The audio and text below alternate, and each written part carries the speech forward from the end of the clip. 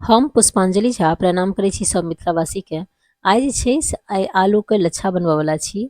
देखियो जखन कोनो तरकारी नहीं हुए घर में तो सिर्फ और सिर्फ आलू हुए तो आलू से बहुत सुंदर बहुत बढ़िया तरीका से अहाँ एकटा लच्छा आलू लच्छा बना सकै छी, जैसे एक यूनिक तरकारी सेहो बनि जायत और जे छै से पराठा रोटी और चावल के साथ अहाँ बहुत आसानी से बहुत नीक लागत खाय में। तो चलू सबसे पहले जे छै से हम 4टा आलू लेलहुँ हैं, एकरा छील लै छियै। आलू के जे छै से अपने के ई तऽ लाल वाला आलू छै, अपने के जे घर में आलू हुए से अहाँ बना सकै छी। लाल वाला आलू कनी बेसी बढ़िया होइ छै कि कनी मजबूत होइ छै ई, तऽ ताहि दुआरे एकर लच्छा और बहुत बढ़िया होइ छै। ई जल्दी गलै नहीं छै, तऽ बिल्कुल खिलल खिलल लच्छा रहल, तऽ ताहि दुआरे ई लेलियै। ओना अपने कोनो भी आलू से बना सकै छी। ई आलू जे छै से हम 4टा लेलहुँ हैं। अपने के जे आलू के क्वांटिटी बेसी लेब तऽ बेसी जो आलू छीले में टाइम लागे छै, तऽ आलू के छीलने जायब और एकटा पानि के बर्तन में राखने जायब, ताकि जे छै से पानि में दऽ देबै तऽ आलू जे छै से काला नहीं हैत। आब जे छै से एकरा धोइ कऽ अनलहुँ हैं आलू के, छील लेलाके बाद धोइ लेब और तकर बाद जे छै से कद्दूकस पर एकरा हम ग्रेट करै छी। और एहिमे जे छै कद्दूकस में जे नम्हर नम्हर वाला छेद वाला छै, हम ओहि कात से एकरा छीलै छी। ध्यान राखब जे आलू जे छै से हाथ में नहीं लागे, कद्दूकस के जे ब्लेड छै से हाथ में नहीं लागे, किया तऽ आलू जे छै से फिसलैत रहै छै। ताहि दुआरे एकदम आसानी से धीरे धीरे कऽ कऽ एकरा कद्दूकस कऽ लेब। पतरका वाला जे हैत कद्दूकस में छेद, ओहि दऽ कऽ नहीं करब अहाँ। मोट मोट जेम्हर से रहतै एहिमे ब्लेड, ओम्हर से अहाँ छीलब, एकरा ग्रेट करब। ओहिके बाद जे छै से जखने एकरा ग्रेट कऽ लेबै ने, तऽ तुरंते जे छै से एकरा पानि में दऽ देबै, ताकि काला नहीं हुए, नहीं तऽ खराब लागै छै देखऽ में। और बाकी टेस्ट में कोनो दिक्कत नहीं हैत, सिर्फ देखऽ में कनी कलर जे छै से कनी कम भऽ जाइ छै, तऽ खराब लागै छै।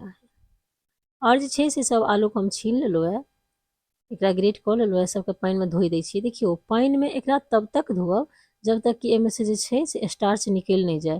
जेनाकि देख रहल छियै ने, जे एखन जे हम धोइ रहल छियै एहिमे बहुत ज़्यादा स्टार्च छै, तऽ एकदम से 2 बेर 3 बेर पानि में धोइ के एकदम बिल्कुल क्लीन कऽ लेब, बिल्कुल साफ कऽ लेब पानि के।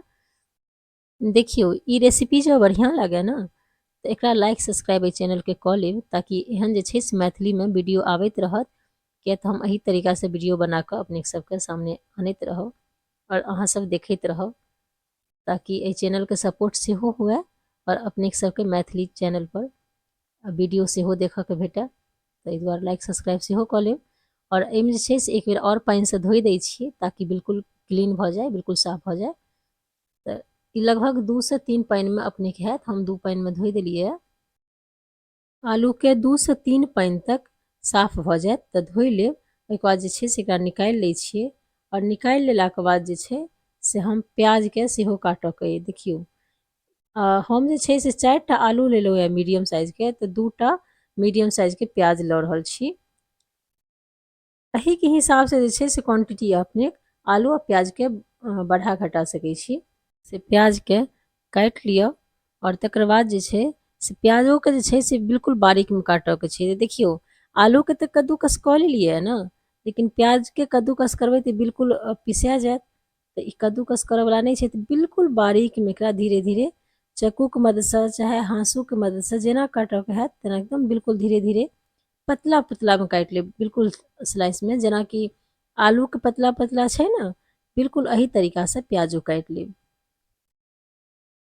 जेना कि आलू के क्वांटिटी और प्याज के क्वांटिटी जे छै ना, से बिल्कुल आलू डबल क्वांटिटी में लेब, और प्याज को जेना कि 1 किलो आलू लेबै ना, तऽ आधा किलो जे छै से प्याज लऽ लेब। एकरा देखै छियै बिल्कुल स्लाइस में पतला पतला काटि लेलियै है। आब जे छै से एकटा प्लेट में उठा लै छी प्याज के। यदि अपने प्याज नहीं खाइत हैब तखन तऽ बिल्कुल आलूए के बनायब। ओना जते आलू छै तकर आधा क्वांटिटी में जे छै से प्याज लेलहुँ है। चलू देखा दै छी। एहिमे छै से सरसों के तेल हम यूज करै छी, अपने के जे तेल यूज करैत हैब ना ओ तेल यूज कऽ सकै छी। तऽ गैस के जे छै से मीडियम फ्लेम पर राखब, और एहिमे जे छै से सरसों के तेल में हम आधा चम्मच जीरा दऽ देलियै, और ओहिके बाद जे छै से जीरा के कनी चटक जाय दै छियै, बिल्कुल ब्राउन हुअ दै छियै। तकर बाद जे छै से हरियर मिरचाई दऽ देलियै 4टा। मिरचाई जे छै से अपने के हिसाब से देब, यदि खाइत हैब तऽ देब, नहीं खाइत हैब तऽ 2टा देबै। हरियर मिरचाई छै ताहिसँ टेस्ट बहुत बढ़िया आबै छै, तऽ ताहि दुआरे देलियै है। अपने सूखल मिरचाई सेहो दऽ सकै छी, एहिमे प्याज दऽ दियौ और आलू जे कद्दूकस कऽ के रखने छलियै सेहो दऽ दै छियै और दुनूके मिक्स कऽ दै छियै, मिला दै छियै। अपनेके जे छै से प्याज आलूके एको ठाम राखि सकै छी, कोनो बात नहि छै। हमरा देखाबऽके छलए ताहि दुआरे दुनू अलग अलग कऽ के रखलियै, जाहिमे कतेक हम प्याज दऽ रहल छियै और कतेक हम आलू दऽ रहल छियै, ताहि दुआरे। आब जे छै से एकरा मिला दियौ और बिल्कुल मीडियम फ्लेम पर एकरा सबके चलबैत रहब, ताकि जे छै से नहि जले नहि खराब हुए। यदि अहाँ हाई फ्लेम पर एकरा बनेबै तऽ ई जलैके डर रहै छै एकर। तऽ आब जे छै से हम हल्दी दऽ दै छियै और ओहिके बाद जे छै से नमक दियौ। नमक जे छै से आब अपन जेहन स्वादके हिसाबसँ नमक दैत हैब घरमे, ओही तरीकासँ नमक अपनेके देब। तऽ नमक अपना हिसाबसँ दऽ देबै और आधा चम्मच जे छै से हम हल्दी देलियै तऽ से दऽ देबै। यदि अपनेके मिरचाइ और पसन्द हैत, बेसी तीखा खाइत हैब ने, तऽ अपने या तऽ कचका मिरचाइ दऽ सकै छी, हरियर मिरचाइ, या फिर अहाँ मिरचाइके जे छै से बुकनियो दऽ सकै छी, पाउडर जे आबै छै मिरचाइके सेहो दऽ सकै छी। सबके चला के एकरा झाँपि कऽ छोड़ि दै छियै लगभग 3 से 4 मिनटके लेल। ओतबीमे ई पाकि कऽ तैयार भऽ जायत आ बहुत जल्दी बनि जाइ छै, इंस्टेंट बनि कऽ तैयार भऽ जायत।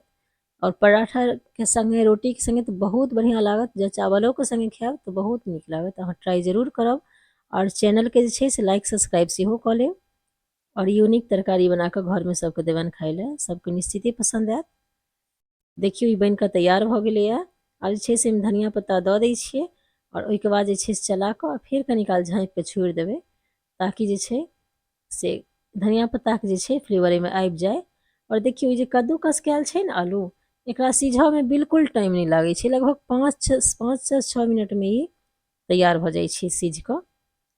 आब जे छै से एकरा सर्व कऽ के देखबै छी पर एकटा बर्तनमे प्लेटमे दऽ कऽ देखबै छी जे कतेक बढ़िआँ लागै छै देखऽमे। देखियौ बहुत बढ़िआँ लागत, ट्राई जरूर कऽ के देखब और कहब से।